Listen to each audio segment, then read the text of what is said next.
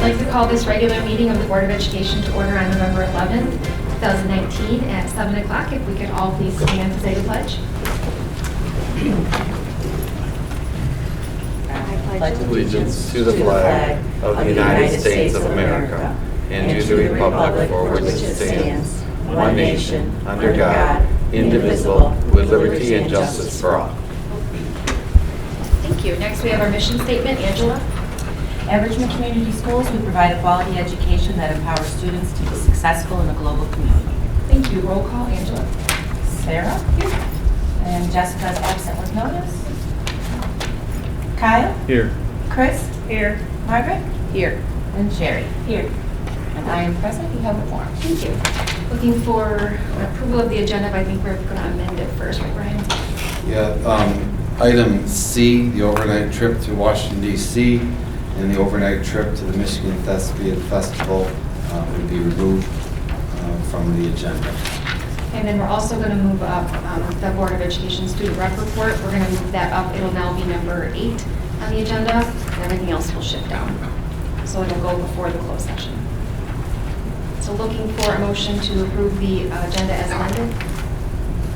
So moved. Support. Okay, is there any discussion? All those in favor? Aye. Opposed? Motion passes. Okay, next up, approval of the consent agenda.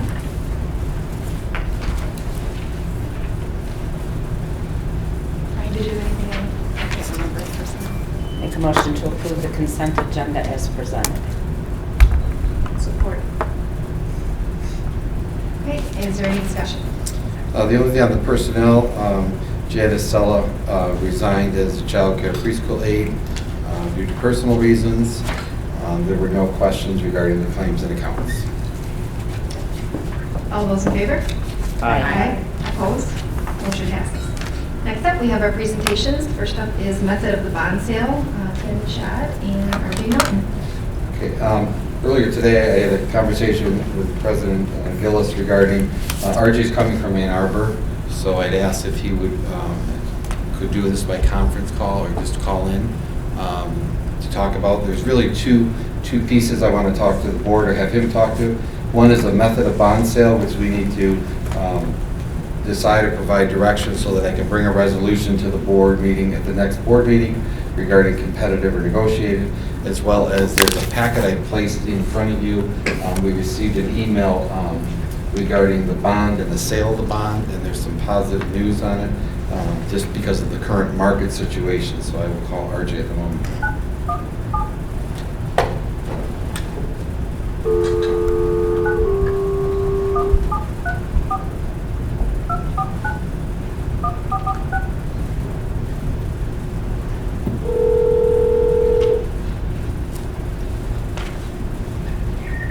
Good evening, it's RJ.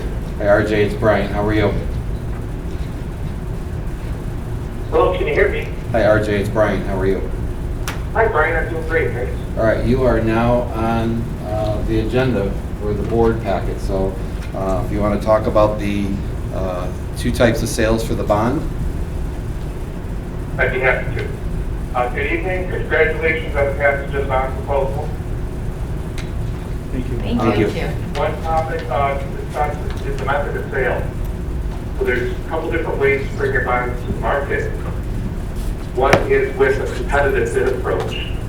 And with that approach, we don't know who the purchaser of the bonds is in advance. And there's a notice of sale that is published a week before the bid opening. And that notice of sale might make the brokerage firms bid on your bonds. And whichever firm commits the lowest interest rate is awarded the issue. So on the day of sale, bids could be received at the district's location or at the Municipal Advisory Council in downtown Detroit or on the internet. Most bids are received on the internet. And there's the bid that produces the lowest true interest cost is awarded the bonds. So that's the competitive bid approach. It's viewed as impartial, and many bonds are brought to market that way. Another way of bringing bonds to market is with a negotiated process. that is when you know who the underwriter is in advance. And so we have an underwriter pre-selected, and then we have a pricing date. And leading up to the pricing date, us as the financial advisor, we negotiate the interest rates with the underwriter with what they're going out with at the beginning of the order period. And we're referring to other issues that are similar, that are being brought to the market around the same time as comparisons for setting the yield for each maturity of the bonds. So that there's an order period on the day of pricing, and there's 2 conference calls. The first conference call is to review the interest rates that the underwriter or brokerage firm is going out with. Then there's an order period. It might be an hour, it might be 2 hours long, and that's when the brokerage firm tries to resell your bonds. And depending on what the demand is for the bonds for each maturity, the interest rates go up or down from what we had originally. And after the order period, there is another conference call to review how the pricing went. It's possible that if the underwriter doesn't find purchasers for all bonds, they put some bonds on the shelf to sell at a later date. And they assume interest rate risk by doing that, and that's part of the underwriting process. So there's advantages and disadvantages with both methods. One advantage that you have with the negotiated sales process is the underwriter has more lead time to find bondholders to resell your bonds to. And that could be beneficial if the district wants to make it easier for members of your community to purchase the bonds. So the underwriter, since they're pre-selected, they will have enough lead time to accommodate any community members that want to buy your bonds. So that's a summary of the 2 sale methods. Once the sale method is decided on, then we can request a bond authorizing resolution. And that's specific as to the method of sale. By the way, with the negotiated process, usually the district decides which underwriting firm to work with. We do have quotes, underwriting fee quotes from 2 underwriting firms that have reached out to the district during the election process.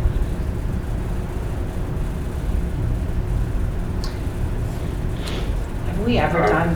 Those are bids from Hilltop Securities and Stiefel brokerage firms. Any questions? I don't know if you can answer this question, but Brian, have we ever done a competitive? The question is, have we Bid. ever done a competitive bid? When we refinanced the last bonds, that was a competitive bid. Yes. I'm talking about when we've started a bond project. Not the refinancing, but the starting off of it. I guess I just believe don't. our last new money bond issue was negotiated with Fifth Third Securities.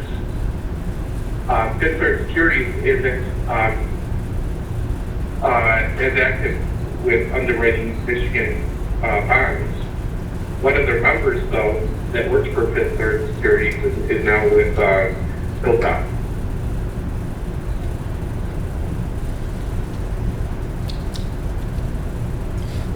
So the Opening competitive, up your 2008 bond issue, that was the one, I believe, that was negotiated with Hilltop, or Fifth Third Securities.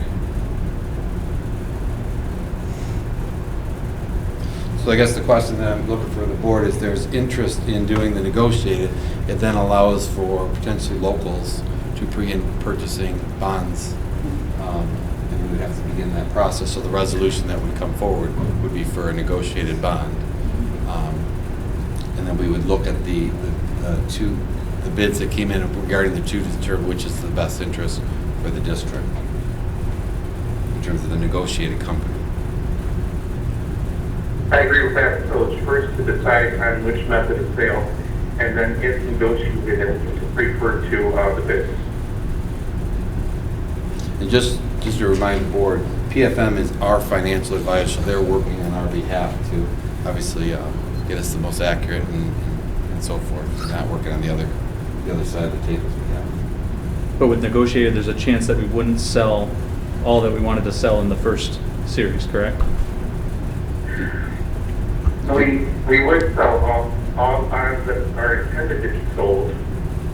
It's the possibility that some of the bonds might be put on the shelf at the brokerage firm to be sold later, and that's not really a negative. That's just part of the underwriting process. The interest rates will still be set, and then the underwriter absorbs interest rate risk because they have already set the interest rate, even though they haven't sold all the bonds.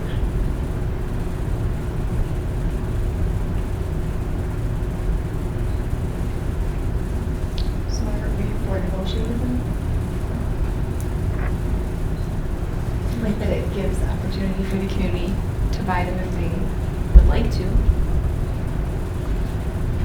It also, it just, to me, it leans towards you know who you're dealing with, where when you do the competitive bid, you open it up, there it is, you know, it might all work out, I guess, but that's, I would lean towards wanting to do a negotiated. I'm good with that. I didn't hear that was the question. Margaret, one of the board members, and the board president Sarah said they were leaning towards the negotiated bond. Okay. Anybody else? Is anybody opposed to a negotiated bond?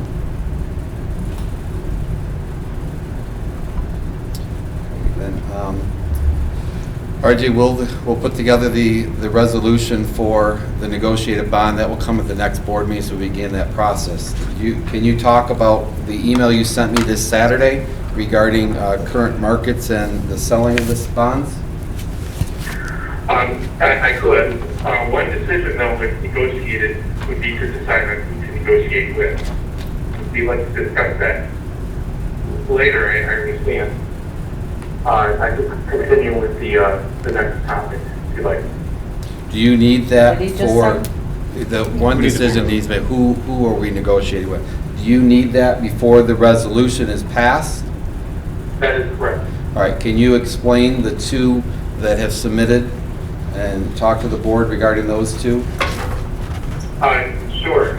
So one bid came in from People Nicholas brokerage firm, and they bid, the bids come in usually dollars per thousand of bonds, and it was $3.60 per thousand. And part of that $3.60 per thousand included what we call a takedown or commission to the brokers of $2.98. Now the other fee came in from Hilltop, and the Hilltop fee was $2.24 per thousand, and that included the takedown for their commission of brokers of $1.66.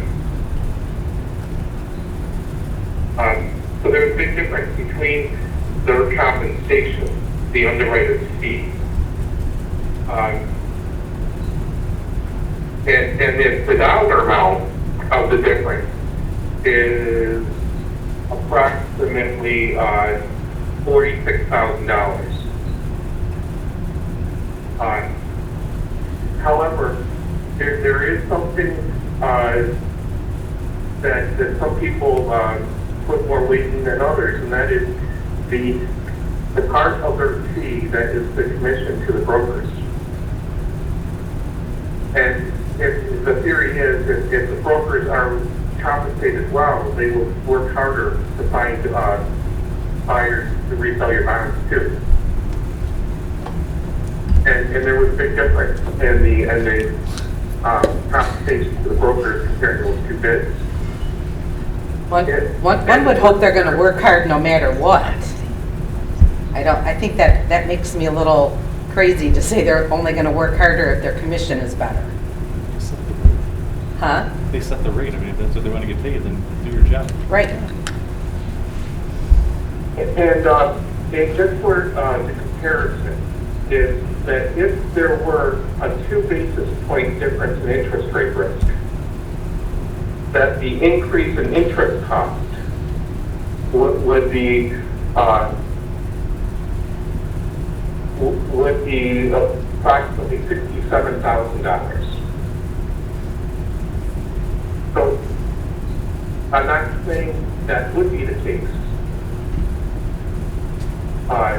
But there are different variables, different factors involved with comparing fees. We did ask just for a fee quote, and Hilltop did come in at a lower fee. And they're both experienced underwriting firms with Michigan bonds. Is it, RJ, is this a fair statement that these two firms are really the top two, or the two firms that underwrite bonds? That is correct. It's in the Michigan school underwriting market, yeah. What was the name of the first company? I didn't catch that. Stiefel. Stiefel, Stiefel.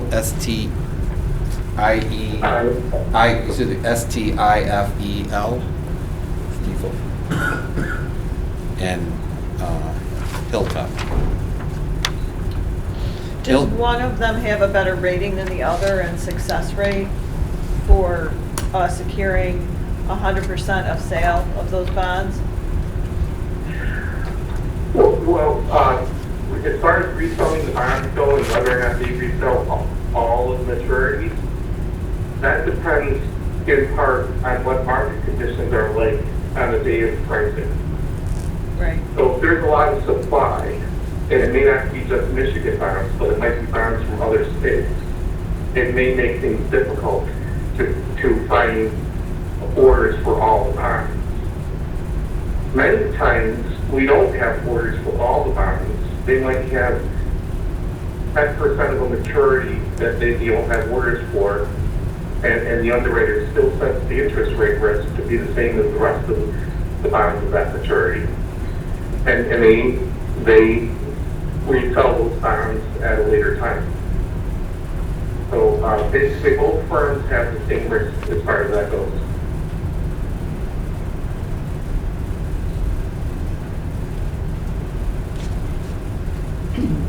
Well, if we have to decide which one of these two firms, if we're going to use them, then I would think we want something in writing more than just hearing something over the phone on details, because if that's what we have to do, I want more than just what I'm hearing on the phone.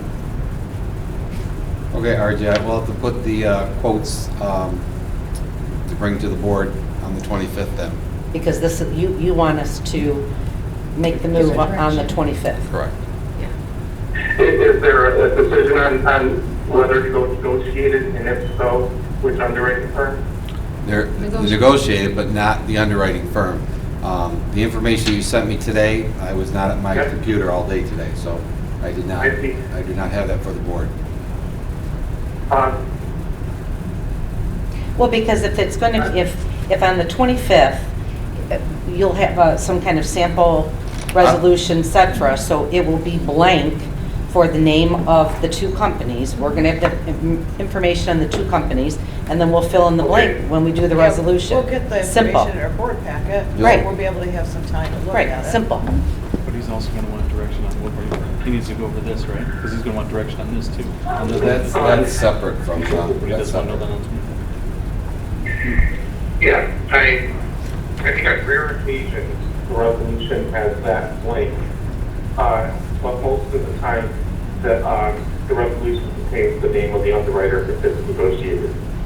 It will have the name of the underwriter. Yeah. When we do Okay, the all right. resolution on the 25th, well, yeah. the name will be there. Okay. Then I can move on to the next topic if you'd like. Okay, so I will get the board what you sent me late today. regarding the Okay. last quote that was received. And then on the 25th, we'll have the resolution that we can insert the names of the person or the company that for it. So if you could talk about the next packet, which is really independent of what we need here for the bond sale, but it's, that's the packet, yes. So go ahead, they have the 4 colored, they have your email and then the 4 colored sheets. Okay. So at the time the ballot was prepared, we didn't know where interest rates were, and as it turns out, they probably went down quite a bit. And the hope is that the interest rates remain low when the interest rates are set in January. So if interest rates remain low, and if they change, they may move up or down a little bit, but hopefully not too much, then it would be beneficial for the district to issue the bonds in 2 series of bonds instead of 3 series, and have the renovation project funded by the bonds issued in 2020, and not have a bond series in 2021. By doing that, there is less interest rate risk. Because if we did have a series in 2020 and a series a year later in 2021, we don't know where interest rates are going to be in 2021. So we have some scenarios. One scenario is similar to what we had at preliminary qualification when the ballot was prepared. It is with 3 series of bonds. The amount of the first series is just a little bit higher because of the lower interest rates. And Archie, I'm going to interrupt you for a minute. Yeah. The pink sheet you have in front of you is the original that we talked about, when the PQA and all that. What RJ's referred to now is the blue sheet, which is the 3 series with the lesser interest rate. Sorry, RJ. Once the bond passed. Once the that's bond, yes, what- once okay. the bond passed based on Okay. current market conditions, et cetera. So comparing the total estimated interest cost, comparing post-election 1 with where we were at preliminary qualification, the interest cost is approximately $1.7 million less. And that's with having just a little higher bond amount in the first series and a lower bond amount in the second series. And with this approach, there is estimated to be a little bit more funds available for the project if needed. And that's not unusual, that if there's additional funds available for the project, and toward the end of the project phase, if there's money left over in the capital project account, it could be transferred into the debt service account, which has the effect of reducing the debt millage for the following year.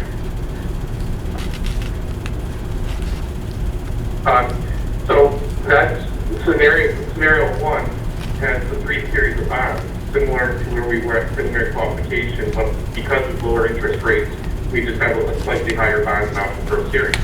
Now, scenario number 2 is with the 2 series approach. But in order to have the intended millage in the first year, we have what's called capitalized interest. And that means that for the first bond payment, part of it is covered by bond proceeds. And we still meet the millage objective, and we have capitalized interest, but we're able to issue all the funds for the renovation project in 1 series. And then we still have the 2024 series for $880,000. So that's the orange sheet. And comparing that to preliminary qualification, the total interest cost is estimated to be $3.2 million lower than where we were at preliminary qualification. And there's even more funds estimated to be available for the project with this approach.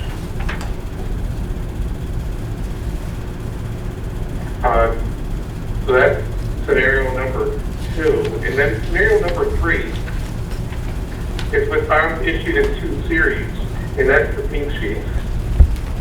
Bonds issued in 2 series. No, it should be the green. The green. No, it's not pink, it's green. Green. Pardon me. Yep, green. And with this approach,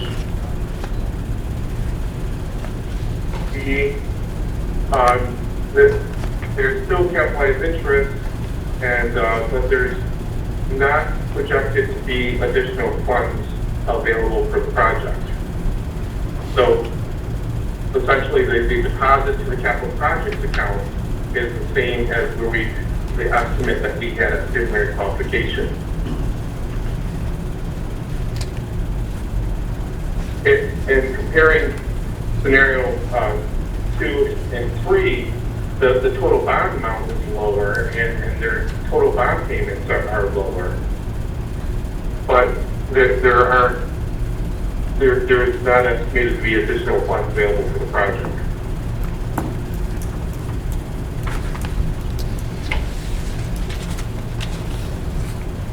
So my recommendation to the board would be go with scenario post-election 2, which is of issuing the 2 series, with the majority of it in the first series, resulting in more money for potential projects or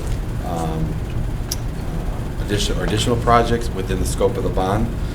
As you know, when you open up any building, even though we've built into the budget contingencies and all that, you open up these walls of some of these buildings that are from 1950, 60, things are bound to happen. Things are bound to be discovered that couldn't be seen when we did the first.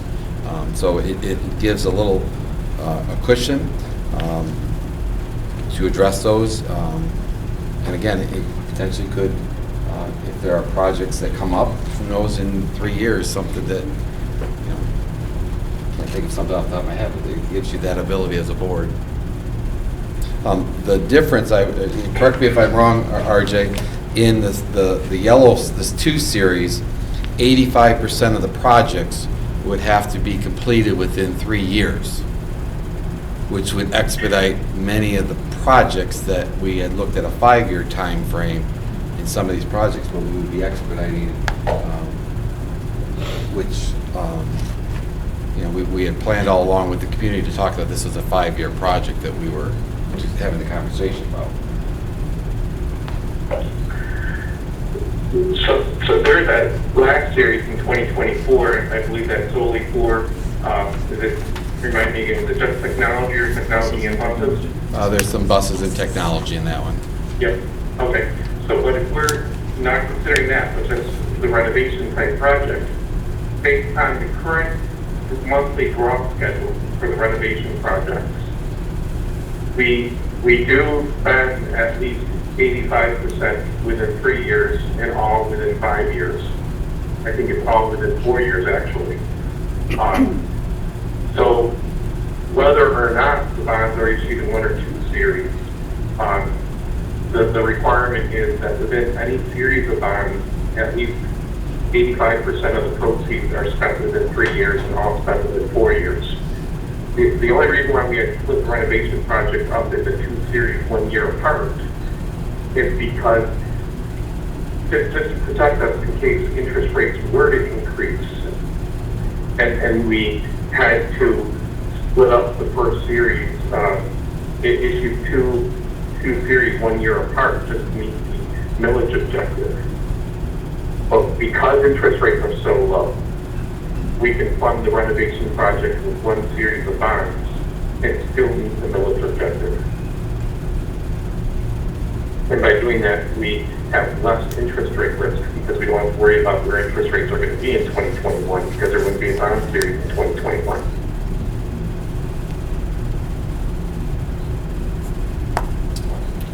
Any questions? I would concur with this plan here, that this is our best and more solid approach to a lower interest rate. Definitely locks in that interest rate, and we don't have the risk then in a year and a half Right. what the potential interest rates could be, because they are extremely low right now. agree. Delaware? Okay. I could comment just a little bit more on the next step. And if, regardless of it's conferencing or negotiated, sounds like it's going to be negotiated.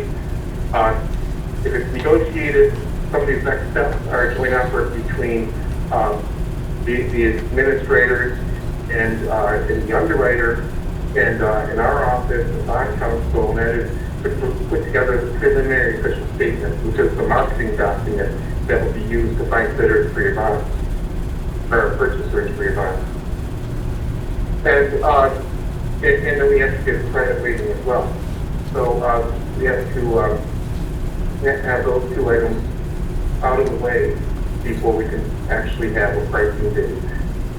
And so we'll I'll be working together between now and January to have the official statement prepared and have a credit rating on paper. Thank you. Thank you. You're welcome. Have a good night. Thank you.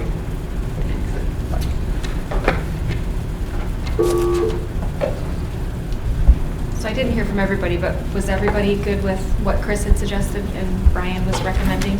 Okay, just wanted to make sure. Okay. That's all you needed for that one, Brian? Okay, moving on, we've got fiscal year 2019 audit report. Yo.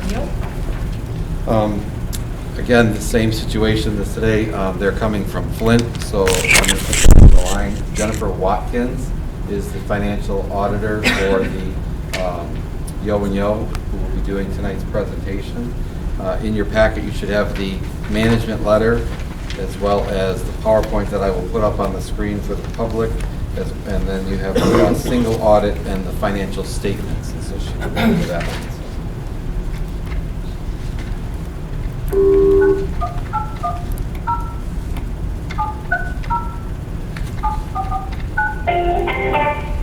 The person who... Let's try this again.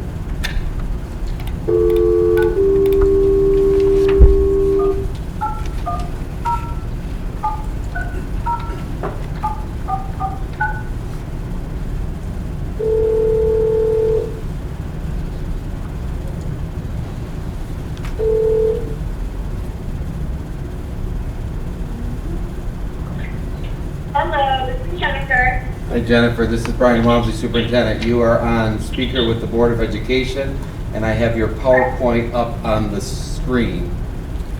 So All right. I'm going to turn it over to you. Can you guys hear me okay? Yes. Yes. Yes. Okay. I will start to go through the PowerPoint because I apologize for being on the phone. But if you guys have questions, feel free to stop me, or I'm happy to take any questions at the end as well. I'm going through the first slide here. We talk about the district and their responsibilities.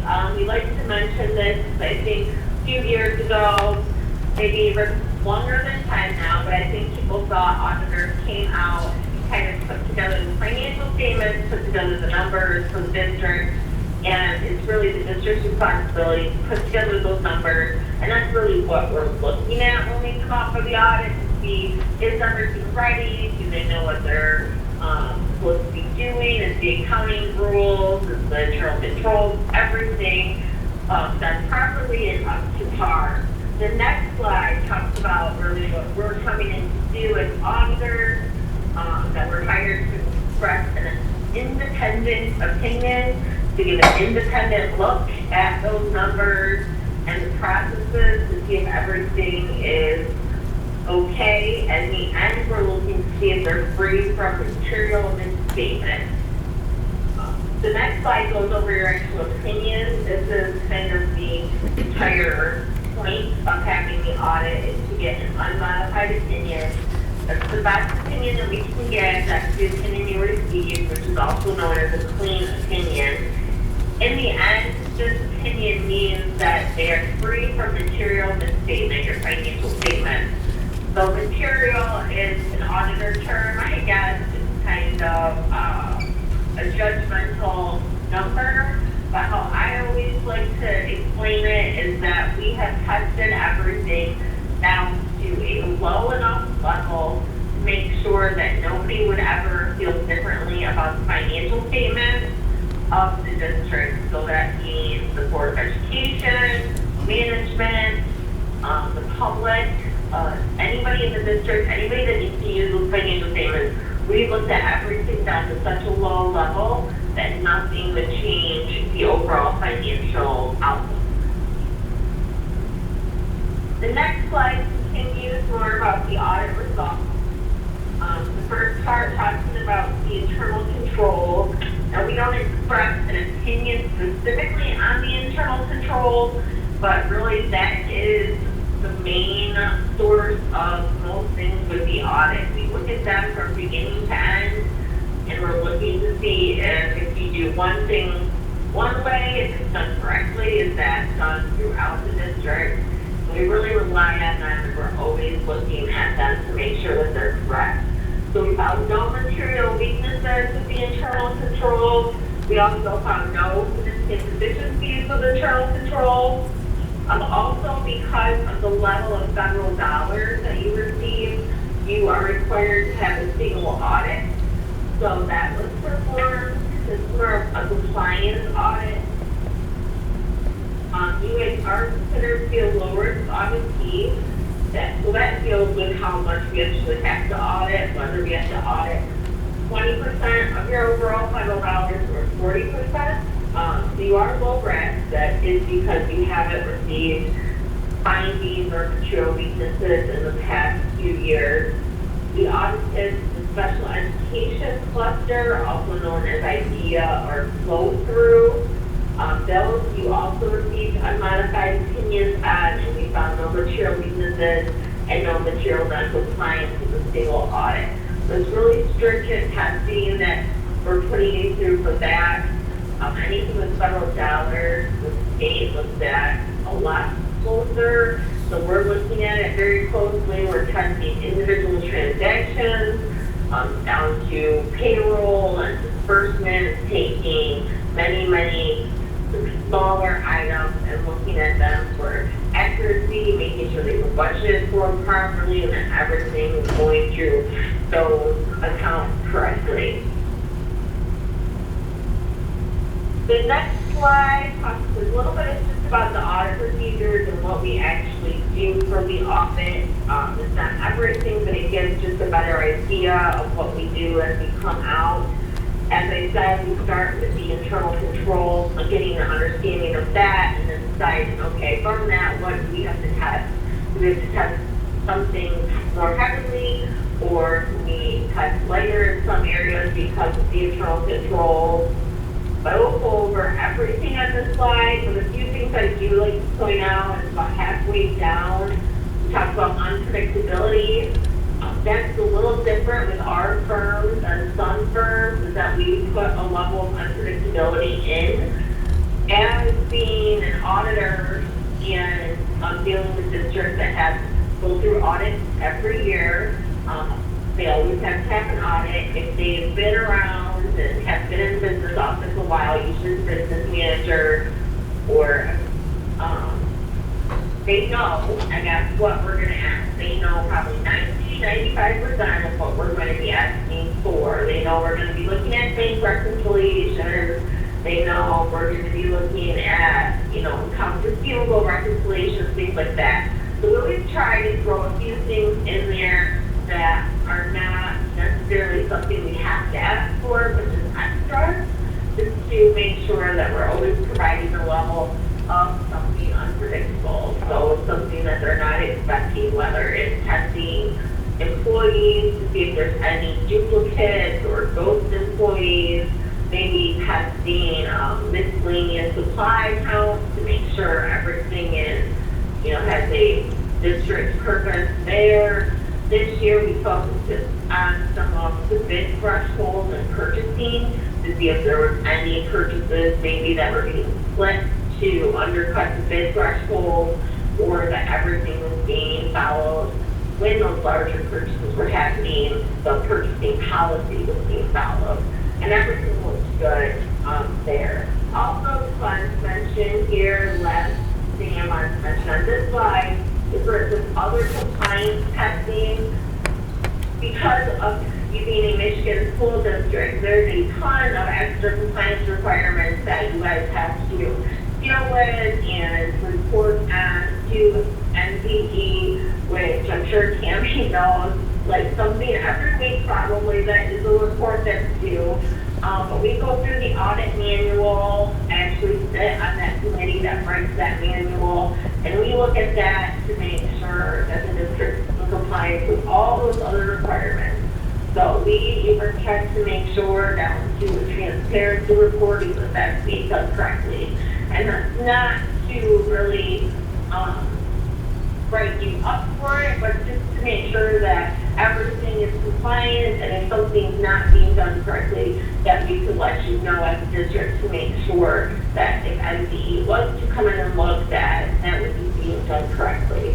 So just a little extra that we make sure that we do. The next slide talks about the governance letter. That is a letter that we issued to the board and to management. This slide and the next slide is just the significant things in that letter. A lot of it is just, I guess, typical verbiage that we have to say, but I think these two slides really show the significant items in those letters. First thing is adoption of new accounting policies. If ever a new policy, a new standard is adopted, we always make sure we notify you. This year it was statement number 88, so GASB 88. It didn't really change your financial statements in any way. I guess it keeps us accountants employed, but it did change a footnote, but nothing significant there at all. There was really nothing new that significantly changed your financial statements this year. So the past few years, you've been on the board, we've had GASB 68 and 75, and those were really big changes. So it was good, kind of nice to have a little year. That's significant estimates. The two biggest significant estimates are useful life of property and equipment, which that is dealing with like depreciation expense and accumulated depreciation, and then your net pension and net OPEB liability and the items that deal with that. So all of those estimate numbers only affect your district-wide statements. Those whole school statements, they do not affect your governmental statements, so they do not affect like the general fund. So just wanted to point that out. Under other required communications, this is as a board, I would say one of the most important parts or one of the most important takeaways. These next few bullet points of the audit.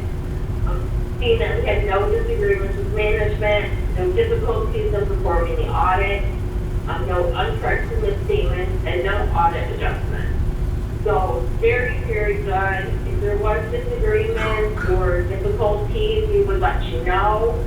Sometimes that would lead to thinking there's issues in the business office or things aren't being done either properly or timely, but everything was okay there. Also having no audit adjustments, that's excellent.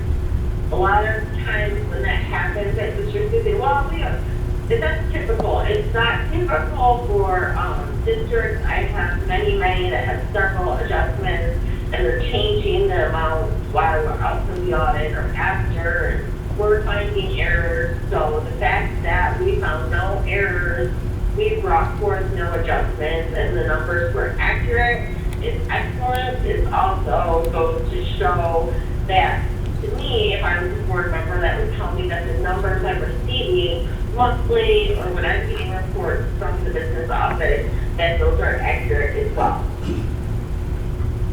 We did have one recommendation just on the bank reconciliation, and I believe that was just to show the sign off actually on there to prove when it was reviewed and when it was just like a sign off, a mark off on it. And auditors were kind of sticklers for dates and times and sign off. So that was just one recommendation, but nothing serious on that note. The next slide for governance letter, this is just kind of to show you as a board those estimated numbers numbers, the effect that they have on the financial statements.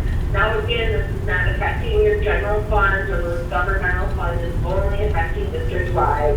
But just for the first one, I won't go over everything, but the net pension liability, one of the estimates they use is the rate of return. And depending on that rate of return, this just shows a 1% increase or 1% decrease to that number and how much it would affect that estimate. So the number on your financial statements is the 24.6 million in the middle. But if that number for the rate of return either increase or decrease, you would have either an $8 to $6 million swing, higher or lower for that. So those are huge, I guess, huge amounts when we're talking, and those estimates are affecting it. Now, this number for the net pension liability and that OPEB liability gets audited by the Auditor General, and we receive that information from them and ORS, and it's the same amount and same assumptions and estimates that every district in the state of Michigan is using. So it's not that you're not in the same boat as everybody else, but just kind of to tell the overall effect of those estimates. The next slide is the balance sheet of the governmental funds. So these are your funds that you're used to looking at. That's the district-wide, just your normal funds. We have general funds, debt funds, and then all other non-major are in one column to get your total governmental funds. So here's your assets. You have total assets for the district of $4.4 million. Biggest items here is your cash, and then the other biggest item is what we call due from other governmental units. And what that is kind of a different term for accounts receivable. So it's July and August state aid, and then any federal grants that you would have a receivable outstanding as of 6/30, because this is a snapshot of June 30th. The next slide is those same funds, but your liabilities and deferred inflows. Total liabilities is about $2.9 million for the district. And here, really two main categories that you have is your stated anticipation note. So that is covering you for when you're not receiving state aid, which is really offset in your cash on the page before that. And then also accrued salaries payable and related benefits there. So just like we accrue for July and August state aid, we're accruing for summer pay. So the teachers work and then they're getting paid during the summer, even though your books are closed as of June 30th, we're accruing those figures back. The next slide is your ending fund balance for all of these funds. You can see kind of from the top to the bottom, it starts with what we call non-spendable, and then it goes all the way to unassigned. And if you think about, I think about it, or this is how I think about it, is that the top number is the most restricted down to the least restricted. So non-spendable is just that. Basically, those monies have already been spent. That cash is gone. So it's not even there to be spent on anything. And that's prepaid. Something else would be like an inventory item. So you had non-spendable amount in general funds of about $6,000. And then you had restricted items for food service of $106,000, debt service of $367,000, capital projects of $221,000, and then all other was unassigned, and that was the general fund of $839,000. So overall for the district, you had total fund balance of about $1.5 million, and the majority of that was in the general fund. The next slide is a good comparison against budget to actual. This is only for general funds. And so we see you have original budget, final budget, and then actual numbers. And then the difference, you have a ratio there of what the difference is. We were just under budget for revenue by 1.87%, and then for expenditures, we were under budget by 2.24%. So very good percentages there. A little bit of that is due to grants because of the difference in fiscal years. Also important to note is that your expenditures are under budget. According to the state of Michigan and the Uniform Budgeting and Accounting Act, they require that you are under budget for expenditures, or I guess that you're not overspending any amount for total expenditures. They look at total, but they basically take zero tolerance on that. They do not allow even for 1% overspend or anything. So if it's not budgeted, you are not supposed to be spending. So very good that it's under budget. You can see that for final budget, the board approved an increase of about $5,200 to the bottom line, and the actual increase was $59,000. The next few slides are the expenditures and revenues shown in a pie chart, just to get a better idea or get where that money's come from. The first one here is for revenue, and this again is just for general funds. So you can see, obviously, your largest item is state revenue sources and then local. Those two together actually combine to about 94% overall, and most of that obviously is your foundation allowance and then some restricted state funds. The next slide goes over your expenditures, and this is by function. So instruction and supporting services are your largest categories by far. Those two combined is actually 97% of your overall expenditures.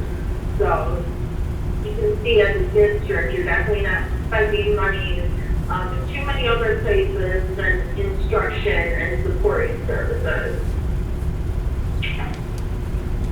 The next slide goes over those same expenditures, but by object. So salaries, your biggest item, salaries and benefits. You are in the business of people, and people teach you little people. So biggest here is salaries and employee benefits. Together, those are about 80%. I always do find it interesting the slides just to show kind of how much the benefits are compared to salaries. Looking at this, benefits are about 65 cents of every dollar. So if every dollar you spend on a salaried person, you're spending 65 cents for the benefits as well. And I guess it kind of shows how much benefits have increased over the past few years in comparison to the salary figures.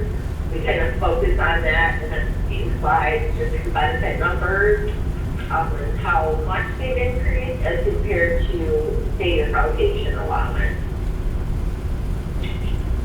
The next slide is a trend analysis for some history for the board. It's a 10-year trend of the enrollment. So 2019 ending at 1425. You can see the last few years it's leveled off quite a bit, starting in 2017. And overall, for these 10 years, it's gone down about 370 students, or 369 students to be specific. The next slide again is a trend analysis of the foundational allowance over the same 10 years. So in 2010, you had about 7,300 as your foundational allowance. I find this to be interesting too, especially looking at from 2010 until 2016 to get even above the number you had in 2010. And then looking at the 10-year analysis, it went up about 7% in 10 years. So to me, it's like if you think of normal expenditures, they should increase about 3%. Obviously, some increase much more than that. But typically, they say 3%, then you would expect to have a 3% increase of your revenue source each year. So for foundation allowance, it was 7%, but that was for 10 years. The next slide shows your fund balance. This is for general fund only, 2010 to 2019.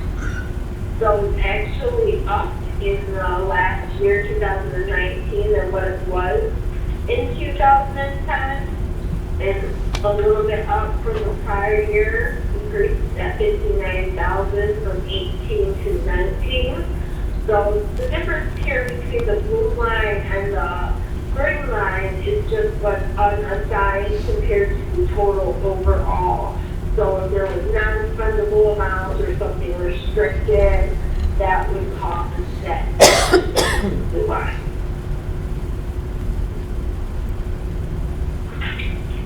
The next slide goes over a few ratios that the district looked at were in MPE. So the first one is fund balance as a percent of unrestricted revenues. So this is the amount that we want to make sure it is above 5%. And in 2019, that increases slightly from 2018, and now it's at 7.3%. And then the next ratio is something that MPE is not really using as one of their triggers anymore, but a lot of districts still use that all the time, just to have a good look at the fund balance. And that is fund balance compared to total operating expenditures. And this year is up just slightly from 2018 to 5.82%.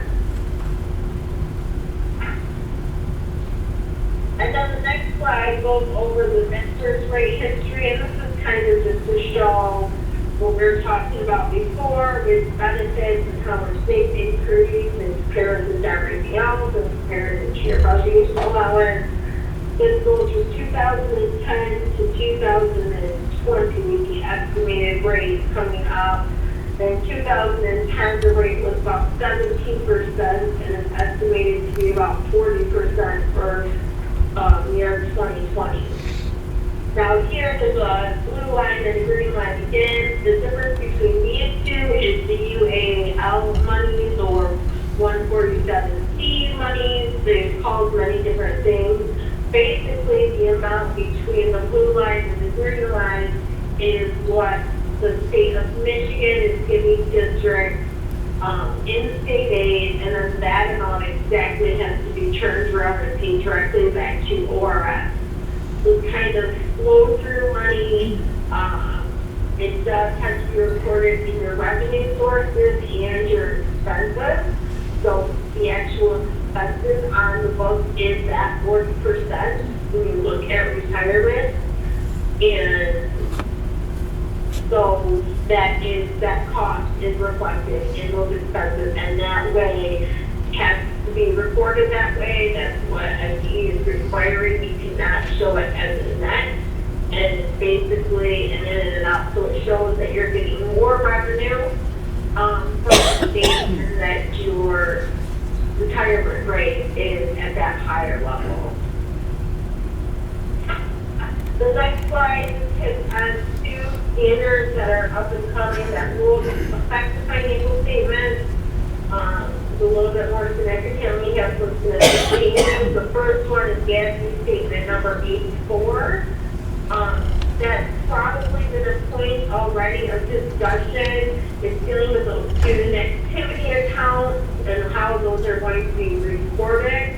And your financial statements will change next year for that amount.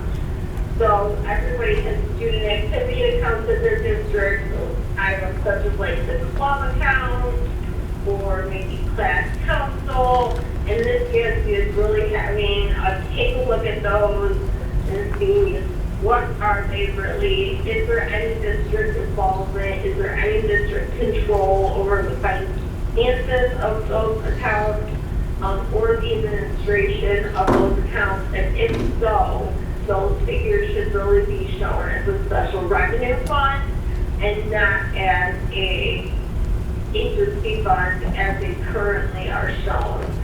So mostly all of those will go to special revenue funds in this year for fiscal year 2020, which means that they will have a budget and they will be shown most likely in your non-major category and your governmental funds. So that total will be included in there for next year. And then GASB number 87, this deals with leases. It keeps getting pushed back actually, but what it really does is it's doing away with operating leases. So it's a whole lot of verbiage and a really long standard to basically say that you can't have an operating lease anymore unless it's basically a year-to-year lease.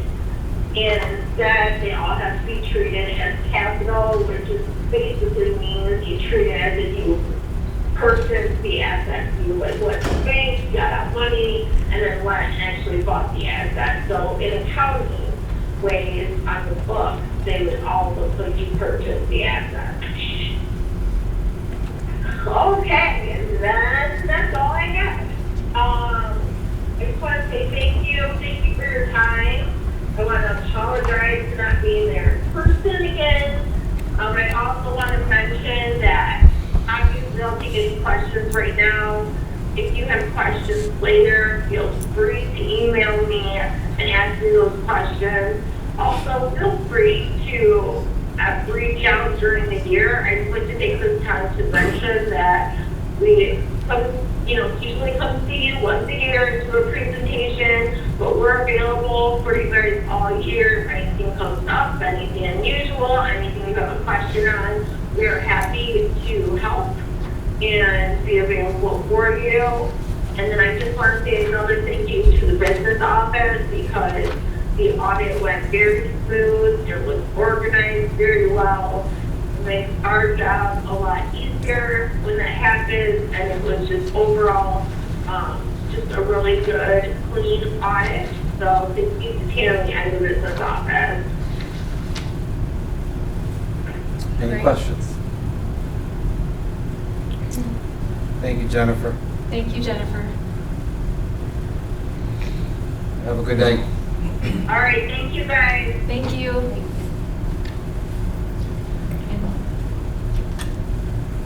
And thank you to Tammy for everything you do down there. It sounds like you did very well. You made her job easy. So thank you for everything. I'd just like to point out, in front of you have a question, Board Member Pacito asked. In the management letter, it references about the bank reconciliation. The question was the process. So that's the process Yes. that Jennifer also referenced in the presentation. And I too would like to echo your thank you. Last year at this time, we had Angela was just coming on board in the business office. We had several people in there, and to have a clean, unqualified audit in this case, it's a lot of hard work, and so I do appreciate all the work that they do in the business office. Any questions anyone has or anything else? Okay. Moving on, we have the overnight field trip request wrestling. Mr. Day or Mr. Trent?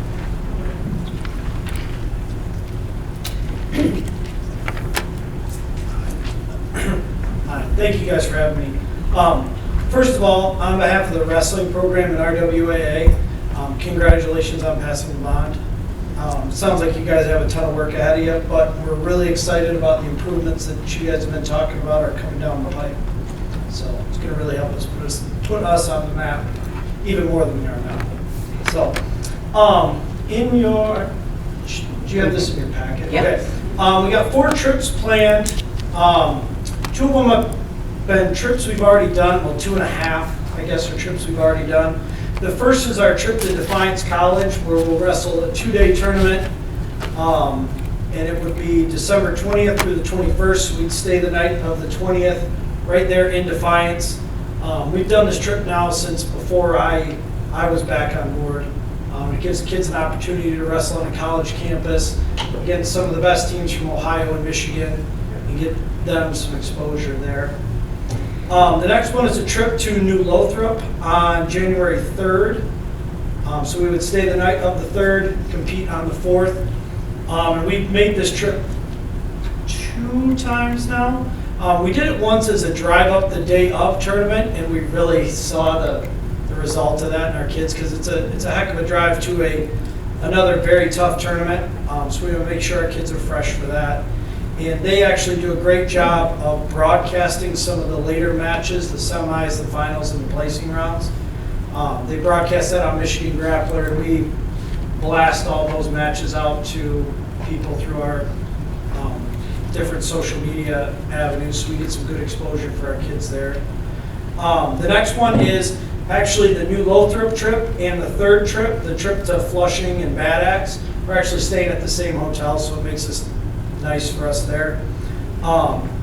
The varsity A will wrestle at Flushing, and then the B team will wrestle at Bad Axe, and we got a hotel in Birch Run that kind of makes it easy for both.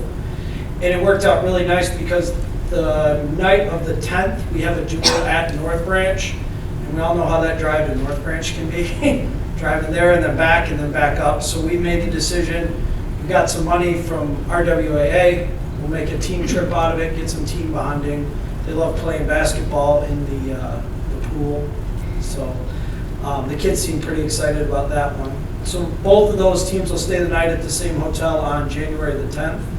And then the trip we're really excited about this year is we're going to Lowell, which we've made that trip before, on January 18th. And I think on the agenda it just says the 18th to the 19th. And we're on the thing I sent to Jamie, it did have the 17th on there. So we'll stay the night of the 17th. And this will be just the varsity A team. We'll wrestle at Lowell against 4, we're assuming state-ranked teams. And then we'll leave Lowell that night, the 18th, and travel to Mount Pleasant. And we'll stay the night up there. And then on Sunday the 19th, we'll wrestle Gaylord at Central Michigan before Central Michigan wrestles Southern Illinois Edwardsburg, which is really exciting because Southern Illinois, Colton and Jake McKernan both wrestle for SIUE, and Colton's actually been starting this year and doing really well. So our guys will get to not only wrestle the Division II state runner-ups right away, but then they'll get to see Colton and Jake wrestle as well as the other Division I schools. And again, it gives them some exposure to some college coaches. So. Just some notes on all 4 trips. All the funds are through RWAA. So they secure the hotels for us. They'll pay for fuel because we'll be carpooling between us 3 coaches. Coach Day's van, Coach Misko's van, and then my car will take the kids there. For the A and the B team trip, we've also got coaches Nick and Brett Berg that will carpool kids, and then they'll take the kids, the B team kids, to Bad Axe. And we'll take the rest of the team to Flushing. So we've got all the carpools going there. As far as food, we'll supply the kids food Friday night, and then Saturday the parents always bring a big spread. If anybody's been to a wrestling tournament, that's like the staple of the food tables. So that's about it. So. Questions? Coach Trent? Thank you for all the opportunities you give our kids. No problem. Sounds fantastic. Yes, we're excited. We got a good team this year, so we're excited for some of these big events. Just like every year. Another Well, good team. We try. So. Well, good luck at Elva. We'll be voting in 2 weeks. You don't have to come back to the meeting. Mr. Walmsley can let you know, okay? Okay, All right, thank you. Thank you. Thanks, Thank you. Preston. Thanks. All right, next up we have the Farm to School Holiday Meal. Mr. Estrada.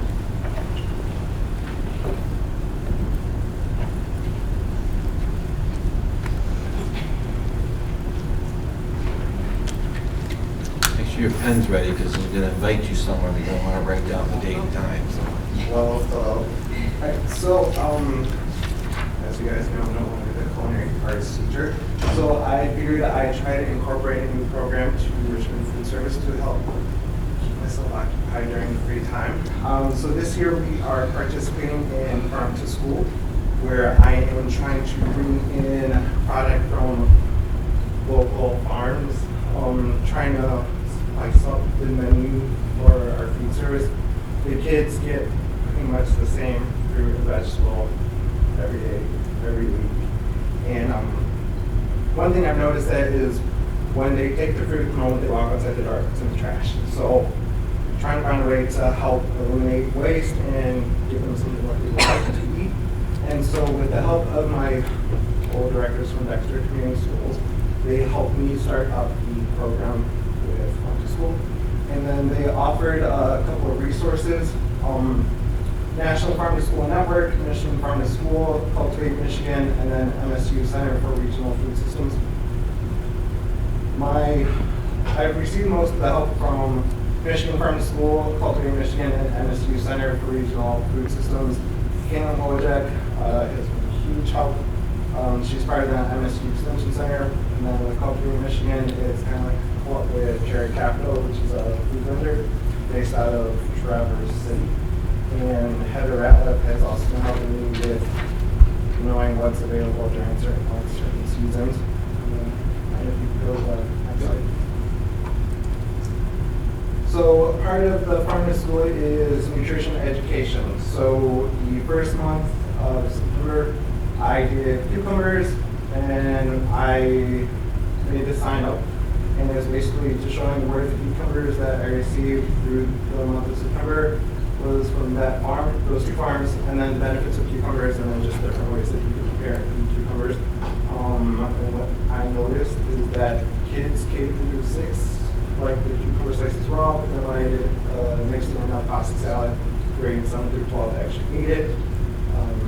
They actually ate it, and it's to the point where I can't take it off the menu. I have to keep it on the menu for high school students because they actually enjoy it, and then that's when I know that they're eating their grains and veggies.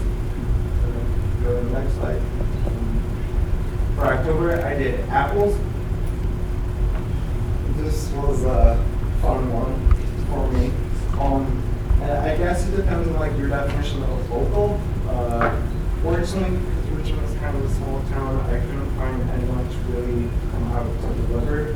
So with this one, I had to make the trek to Flint Fresh in Flint, Michigan, or to Farmer Freezer in Detroit on Mac Avenue to pick up the apple products for this. So that's I think the only one challenge for this program is just trying to make it. But with the apples, we did apple slices, and then I found low-fat caramel for the kids to get the apple slices in. We used the frozen apple slices to make apple crisp, and then with apple orchards in the Flint, we brought in different kinds of apples. Normally, the kids are served Red Delicious via apples. This time I was able to bring in Kinder Gold, Golden Delicious,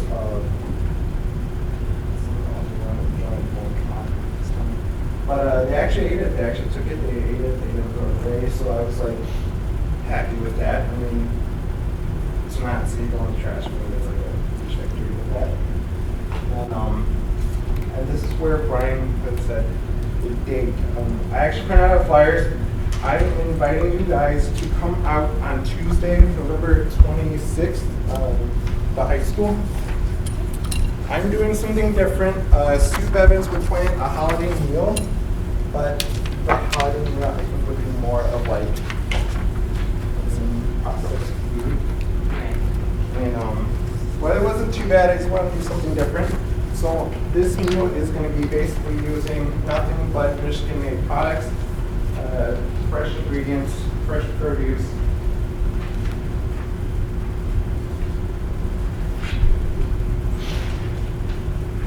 So with the menu, I will be having oven roasted turkey, breast with gravy, smashed potatoes, honey glazed carrots, mom's bread stuffing, and then cherry hand pies. And then on the slide, it shows what each a component for each item on the menu is based from Michigan.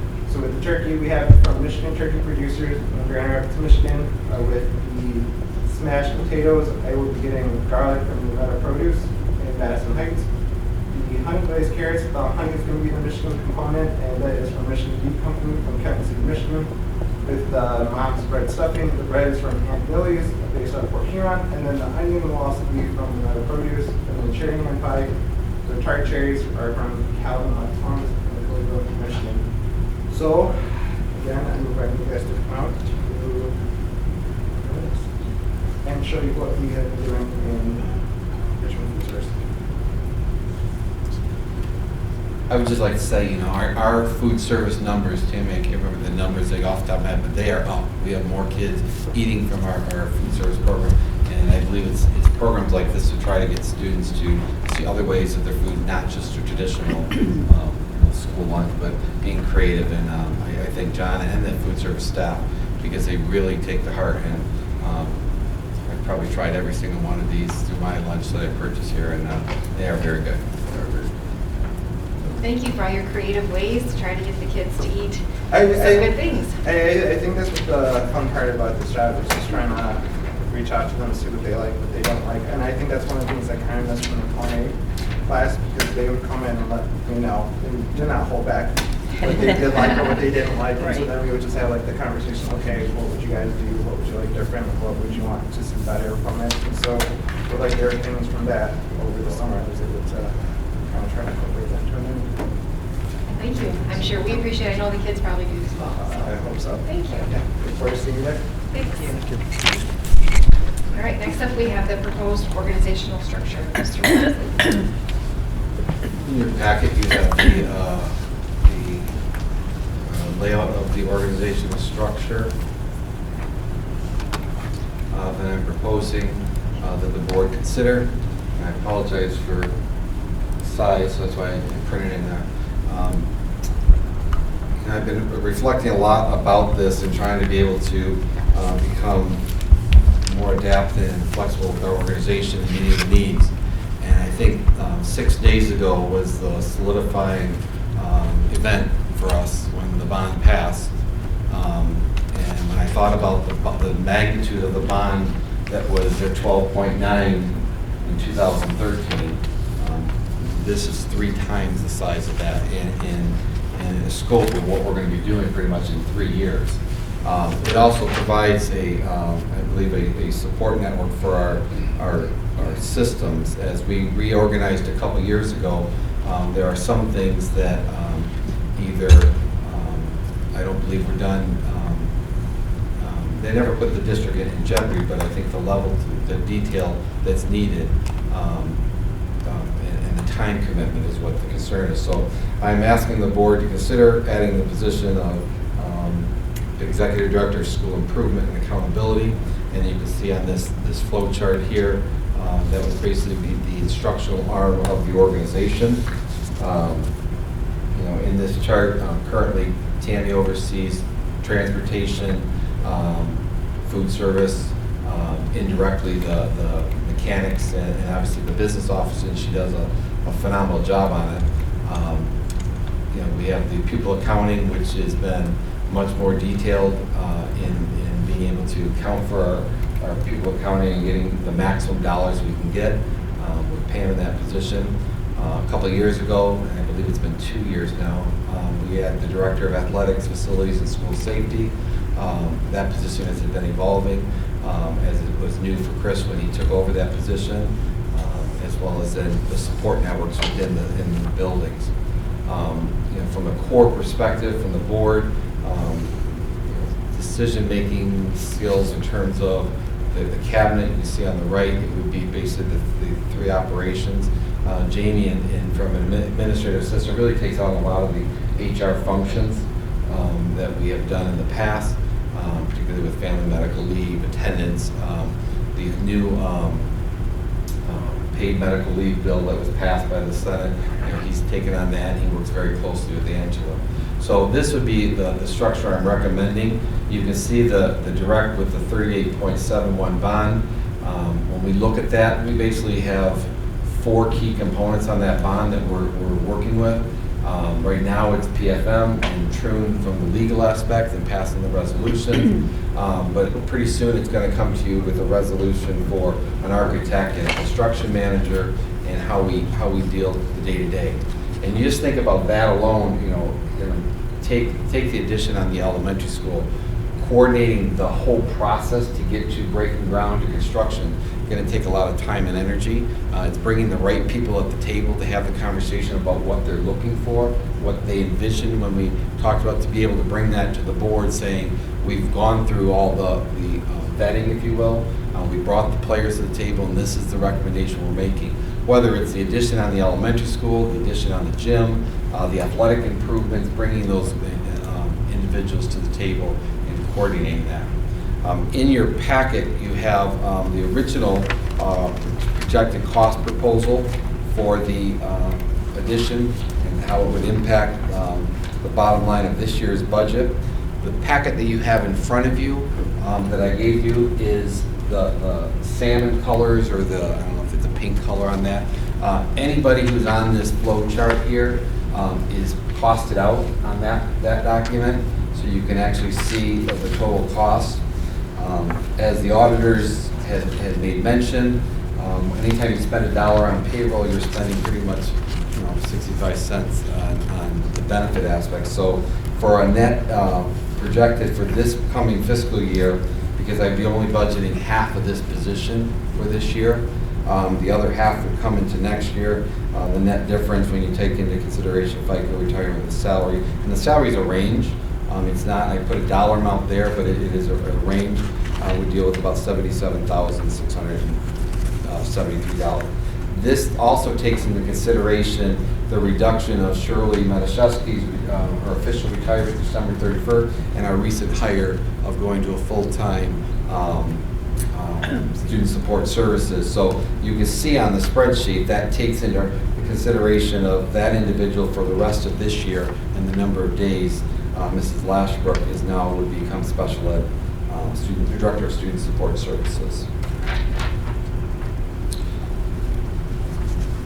So at this time, I will entertain any questions before we have.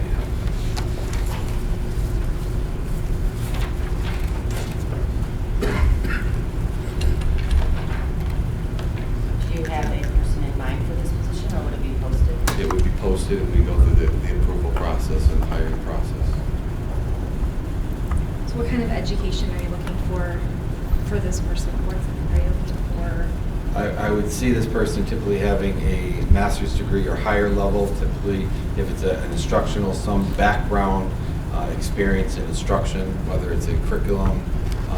Obviously, a big component, they'd have to have an administrative certificate from that angle. And in the structure, the day-to-day operations of the instructional division would be held by this person.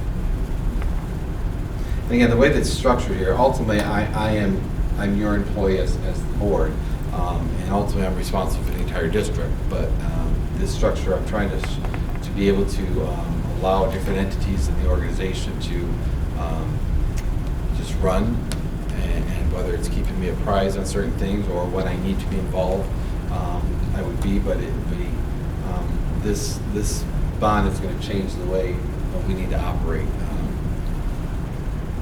And I just think of what Tammy and I have done the last 6 days in terms of dealing with PFM, getting those financial, getting the assessments, and we spent Saturday working on a lot of this, just trying to coordinate that information. So it's a timing issue, and ultimately there's only 24 hours in the day, and if you want to sleep, there's only so many less hours than that. So it's just getting things done that way. This person would not be part of the RAA, right? This would be at will? I would ask that this would not be part of a bargaining unit, because this person, in this particular case, this person could be the direct negotiator with the teachers. May not necessarily be from the administrative group because they directly oversee them, but it could also be maybe it's the secretary or parapro, because it's more of an educational entity that they're negotiating. So this one could have be the representative. Obviously, from my perspective, we sit and I get the parameters from the board, and then I would sit with this person. We go over and say, you got to stay within those parameters. So from that angle, I would not ask that this be a member of a bargaining unit. So what would the exact responsibilities of this position be? Well, the ultimate oversight is from an instructional end, district school improvement, curriculum development. In the current case, I'd be turning over the social studies alignment to this person, the coordination of all the district assessment and the data analysis. Though some of that is done at the building level, and our administrators come and present In fact, I believe it was the last board meeting, the board meeting before, they were up here presenting their results. The working with the non-public and private schools through the consolidated application, the submission of the consolidated application, which would be the Title I, Title II, coordination of though Christy Lashberger, the Director of Student Support Services, does the EL, English Language Support Services. There's some grant obligations that Tammy can do the funding forces and the numbers, but the instructional aspect is where Tammy relies on currently myself and what I gather from the administrators to put that together. So pretty much anything instructional.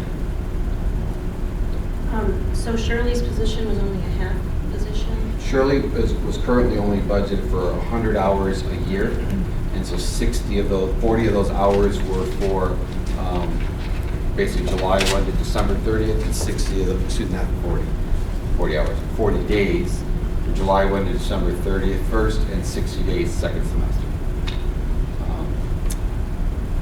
Trying to find someone to take a half-time special ed, unless it's a rehire someone interested. We weren't going to find one. And there's a lot of districts that there's been a turnover of special ed directors in many districts across the county, so we were very fortunate to get someone in-house and the caliber we have. And Brian, just to confirm, so on this page right here, the salary that you have budgeted, the total, is that for the remainder of this year, or is that? The remainder of this year, and that was So a range based on that position as it would be in what it's in other districts. So for every year after this? So, we would- for instance, on that particular one, we'd have to build in the second half of that, this person, let's assume the board authorizes this and we build it into the budget. Now it's built in. Now when we do the FY21 budget, I have to build in the second half of that person. Okay. Because it would basically be the July 1 through December 30th first cost. I'm assuming this person, based on the timing and going through the process of posting, interviewing, getting to the board, there's no way it's going to happen before the holiday, right? And you are looking for us to give this direction at the next meeting, is that? Well, I would like to, if the board would think about it, if there are any other questions, I'll be more than happy to answer and bring it back. I would like to get some direction, whether it's a go or not, so that we can get it posted and begin looking at the applicants that would apply, assuming the board approves it.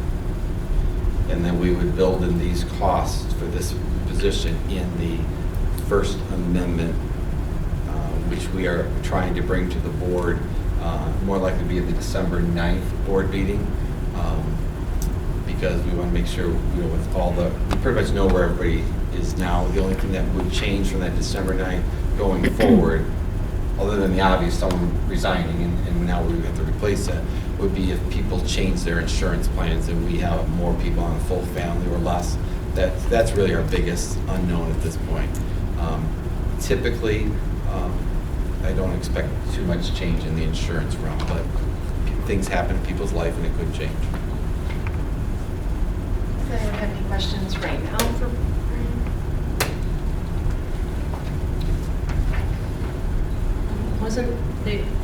So it's kind of like a curriculum director? It's similar to what Mr. Brookmeyer held in the previous.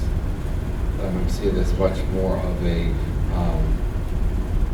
direct day-to-day of the instructional side of the organization.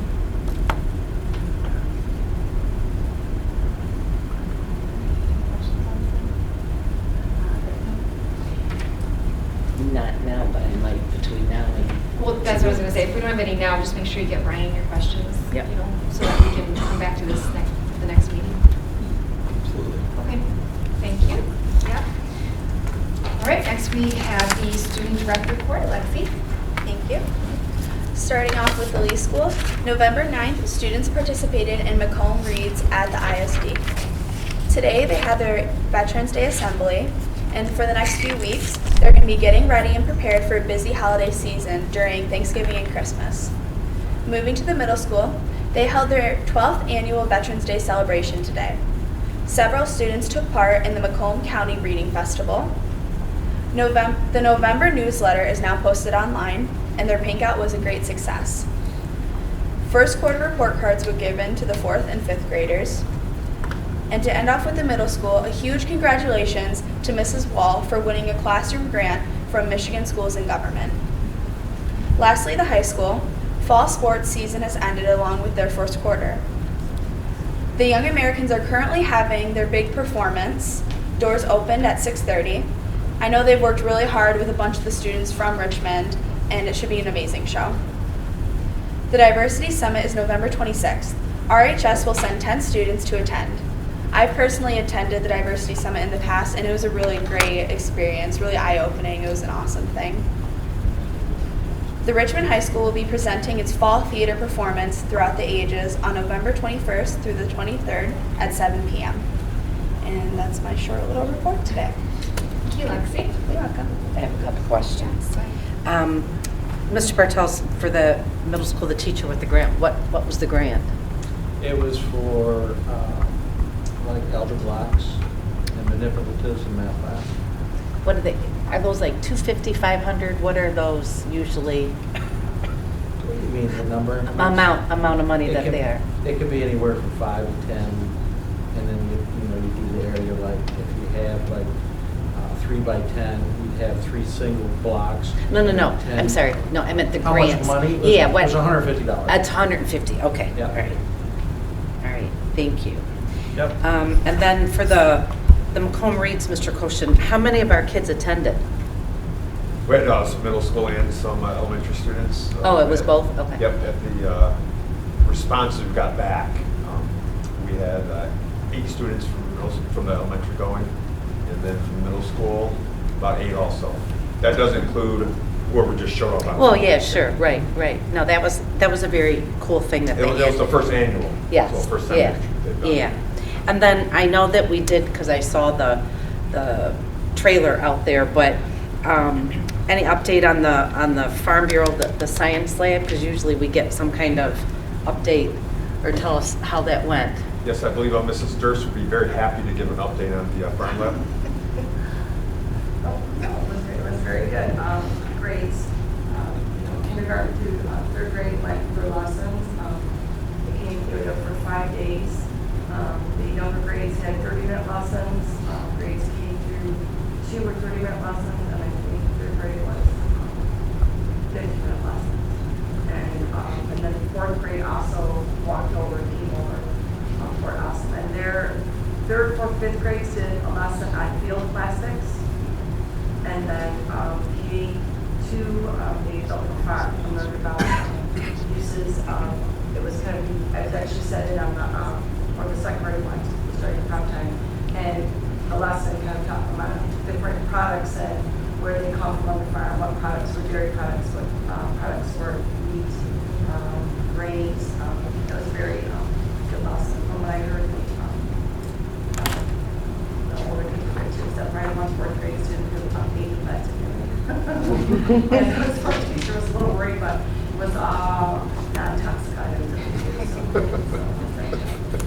And they bring the lessons, right? We don't have anything to do. An instructor's in there, and they have volunteers come in, already know the teacher, and they have the supplies they pass out. There's it's basically a 5th wheel that's preempt with a lab inside, and then it has a big computer screen where part of the lesson is put up with technology on the screen as well. And then they all have something that they usually don't have something to take with them that they are made, like a make and take hands-on project too. So they had something to go with them. All students liked it. Teachers all responded very positively about it. So hopefully it's something we'll be able to continue to promote. So you'll apply for it I would again? probably recommend we'll go to it during Halloween. That was kind of crazy. We had to not having it during that week a little bit. But it was, we were able to fund because half the money was from the PTO and PTA both come back and pay for half. Thank you. Thank you. Yeah, no problem. Good? Okay. Next up, I'm looking for a motion to go into closed session. Pursuant to Section 8B of the Michigan Open Meetings Act and upon the request of the student's parent or guardian, I move that the Board of Education go into closed session for the purpose of conducting a hearing to consider the discipline of a student whose identity is known to the board as student 111119. Support. Is there any discussion? Chris? Aye. Kyle? Aye. Sherry? Aye. Margaret? Aye. Angela? Aye. I'm going aye. We're going to go into closed session, and we will be coming back out with the voting. Okay, back in open session at 9:49. Next up, we have our public comment portion of our meeting where anyone in the audience can come and address the board. You have 3 minutes to speak. This is not a question and answer period. You can leave your name and number if you'd like to call back. Is there anyone who would like to address the board? Okay, moving on. We have the superintendent and legislative update. Mr. Walmsley. Thank you. First of all, as has been said before, last Tuesday we passed the $38.71 million bond. I do want to take a few minutes just to make some thank yous. Number one, the board. You took a risk from the perspective of the time frame and so forth, but I appreciate your support and the confidence that we could do this.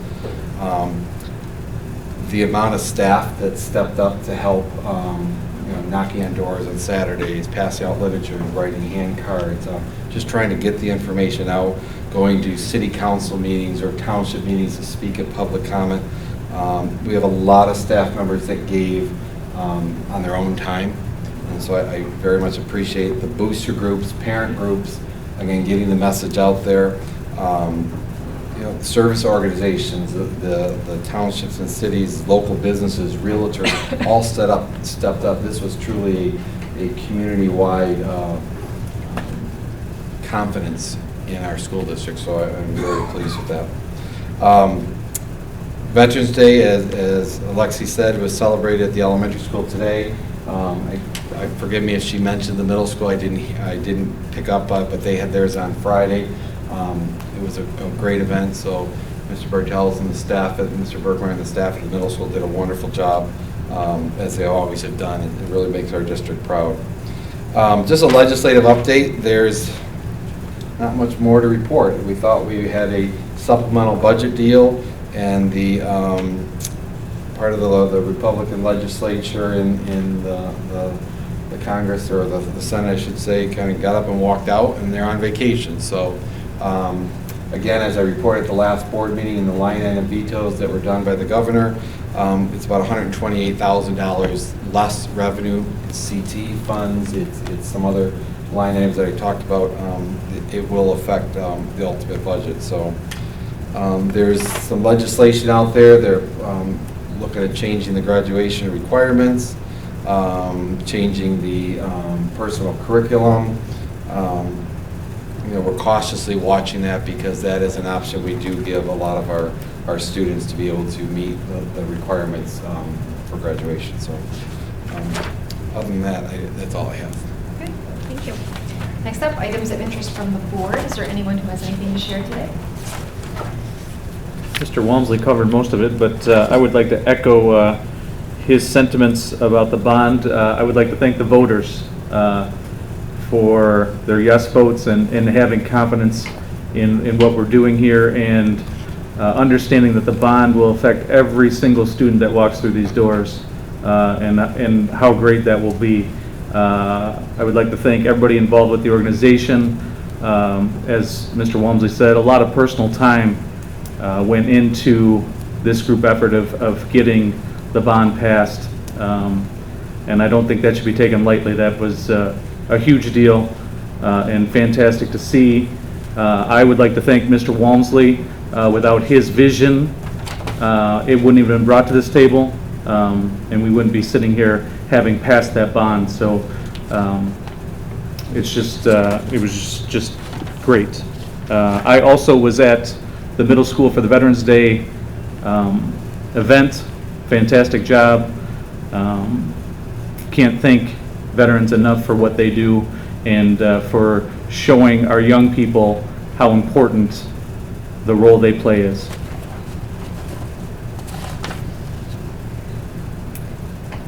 know you guys both kind of said about the bond, but I just wanted to say thank you as well to everybody out there, all the staff, all the voters, everybody that came out and supported the bond. Just truly a wonderful experience, I think, seeing everybody come together from local businesses, like Mr. Walmsley said, staff, community members, everybody. It was great to see everybody come out, and I'm glad that the bond passed. And thank you, Mr. Walmsley. I know I said it before, but everything that you did, I think, like Kyle said, you brought it to us, and it was your vision, and you saw it through. You put in so much time and energy, and I think that really helped people feel knowledgeable. The transparency that you offered, the updates, very detailed oriented. And I think that helped people feel confident going into the polls. So thank you for everything. Okay, anybody else? All right, next up we have an action item. Looking for a resolution.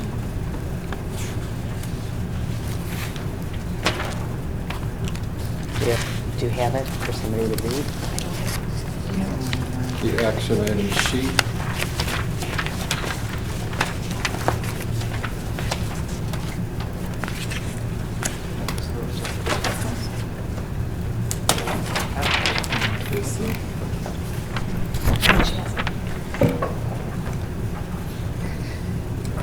I motion that following a closed session hearing, the board votes to choose to suspend student 111119 consistent with the attached documentation.